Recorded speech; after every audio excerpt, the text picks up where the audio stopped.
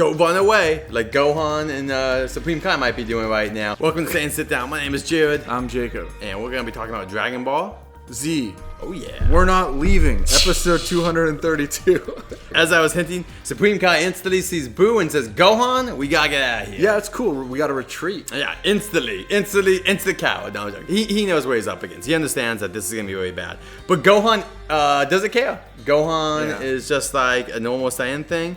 But I've seen my dad do it. I can Kamehameha this. Yeah, I'm just gonna Kamehameha this situation. They're both acting out of futility. Supreme Kai has a nice speech later on about how someday maybe Boo will like destroy Babidi and something's gonna happen and he'll be sealed again. But we're not going to be the ones here to see it. He's basically like, we're doomed. Like, this is apocalyptic for us. Gohan's futility is like, I'm just going to attack this. It's like fight or flight, right? And he's just like, I'm going to blast this thing. This kid was living on Namek fighting Raccoon. You know what I mean? This kid has seen doomsday scenarios before where he thinks it's over and has gone away. So, it's empty. And the smoke goes like, there's so many examples where, what Dragon Ball Z does very well is when it subverts expectations and there's these twists. I don't like in Buu Saga how it's like every half an episode there's something to this degree of like. Well, remember he is based on a Jin, right? Like he's supposed to be like a genie, basically. Like, but then they should like instantly sense, there's some energy left. I just think a lot of Dragon Ball Z also is rewatchability. That's why we love the Goku Vegeta fight. There's nothing rewatchable when you know Buu's gonna appear. So it happens. Though. What most people are saying, go Super Saiyan doing half the Frieza fight. Because I was like, get on with it. I know it's going to happen. It's still good before that. It's not lying to you about what's happening. But I do want to say that instantly, Babidi has no control over Buu. No control over Buu. Like, and not that he can't maybe convince him to do things, but just not direct control. It's not like he can be like, Buu, he doesn't have the control like he does over Dabur or other characters. Does he have that much control over Dabur or Vegeta? We can maybe table I guess you're right. Well, it's unknown. Well, to be fair, this is the Demon King and the Prince of Saiyans. Yeah. So you're going at some very unique, prideful beings. Goku stops the fight because he can feel Buu. He's like, whoa. Hold on a minute, Vegeta. Do you feel that? And Vegeta's like, stop stalling, Kakarot. And it's but Goku can feel like there's a massive energy out there. Just as their fight's getting really good too. I love like the little smirks they're giving each other in here, and it feels like they're going beyond just kind of the warm up stuff. Yeah. Let's go 233, everyone. Babidi tries talking to Buu, and Buu just makes faces at him. Buu is also very childlike. They did make this enemy. I will point out, watching it now later on than when I was like younger, I was not a huge fan of Buu either.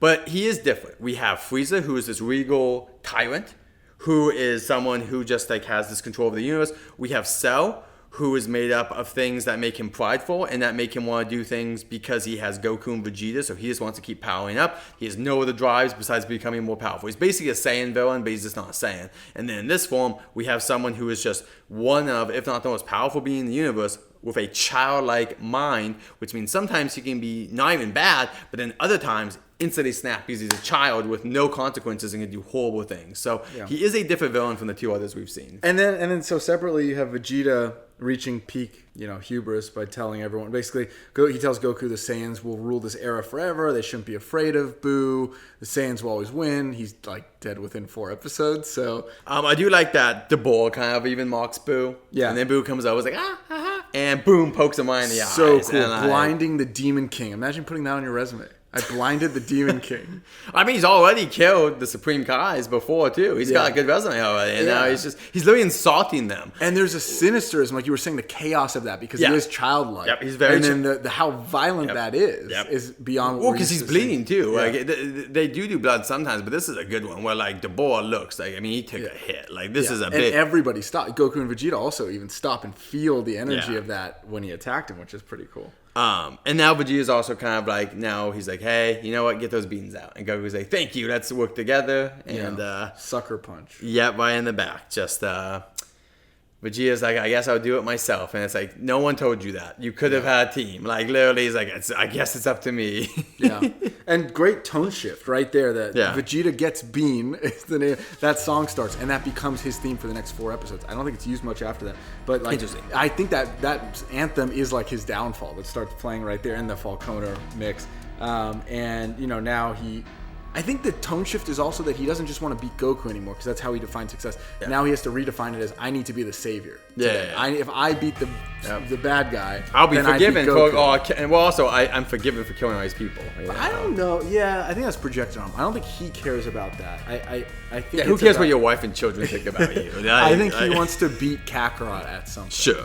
Bobby's like, get him. And then Gohan's like, come on, Kai. And Boo is instantly there to stop him. He may be a big gentleman, but he is not slow. And his shock is so cool. Like Gohan's face having that shock because he's never really been face to face with an enemy like that. And it's almost like he's realizing he's resigned to his role as now he's a D tier character. Like Gohan is not. No. He's the Krillin. Like he's gonna be the first one that's. Not that the other villains could be reasoned with, but there could be a conversation. Boo is not someone you're gonna have much of a conversation with. So basically, you either have to outpower him or make him laugh to basically make him stop. That is the only way. That's true. They don't even try to talk to him. That is true. 234 is, I mean, this is like the most packed episode. There's so much to say. Gohan is down, but still Super Saiyan. I want to point that out. I wanted to point that out because normally if you're Super Saiyan, that means they're conscious in some way.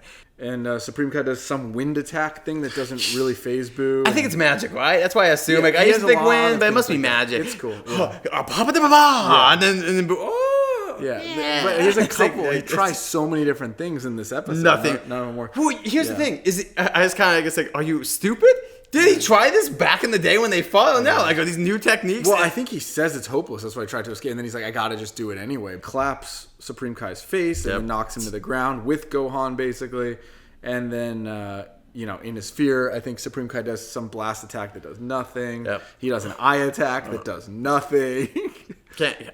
This is what we never saw a Kai fight before, so it's like the first time, and it's just. I'm just like questioning if he's even as strong as Cell. Like honestly, I just don't even know how strong. He can't make any dents. He also doesn't seem to have that much control, in my opinion, over actual chi energy. It seems to be once again, I think it's magic or spells that he's using or something. Maybe. Well, first there's that eye attack. I always remember Supreme Kai screaming when he does that. Like the animation does that wave thing. That's such crazy. Like that's a great scream. Boo's gonna kill him because of all his attacks that are failing. But Gohan does knock kicks Boo away, which happens a couple times. But then, but I think he gets instantly knocked out, right? So he kicks Boo away, and unlike all the other times when someone randomly appears and kicks Boo, this one lasts like a minute, and Boo's up right away. Yeah. And then Gohan charges at him, and then Supreme Kai yells, "Watch out for his blast!" Because Gohan's rusty. Yeah. I think that's the theme, right? And he gets blasted like he's going towards the sun or whatever. And Supreme Kai, again, this is my thesis. I think that Supreme Kai redeems himself after having basically sacrificed Gohan to Spapovich earlier and Yamu or whatever. Now he does that eye blast and he saves Gohan, right? And he says stay down. So he kind of redeemed himself. I don't think there's any other work of fiction I've ever heard where there's the redemption of a god like this. So kind of cool. And I like the prophecy he starts putting on Gohan that like you're gonna be the savior of everything, and it doesn't really happen. For 5 minutes. Yeah. And then I do want to point out a very important scene. Mr. Saiyan thinks he can fly because he is the most powerful man in the universe, and he opens the window, but it's a little cold, so he's not gonna do that. Not and the then, scene I thought. And then I know that's why it's funny. And then he goes on a chair and keeps jumping and hitting his face until his fans come in. As a child, I did not like this character. As an adult, I mean, we're all Mr. Saiyan. Let's be honest. If we were in the saga, everyone, we're Mr. Saiyan. We're not these other characters. They're too cool. Trunks and Goten have now shown up too. They are hiding on the rocks up on the cliff, but they are at this scene. I just want to point that out. Yeah. Just so everyone knows. Which I think is amazing because Trunks and Goten arrive to find statues and just amazing timing because they don't see what happens to Gohan. Nope. But they see all these random characters they've never heard of. Hey, that's that red guy. Yeah. Yeah, I remember him.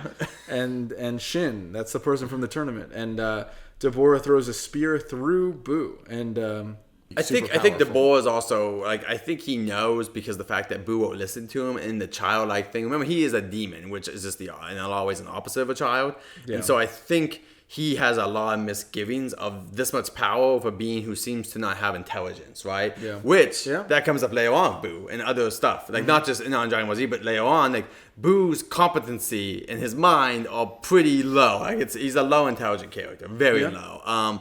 So it's just I think he's just, and I think that funny enough for Bobby, like you said, he doesn't really have him under control. He made such a perfect servant that this servant sees what he cannot see, which is that Boo is a danger even to Bobby's health.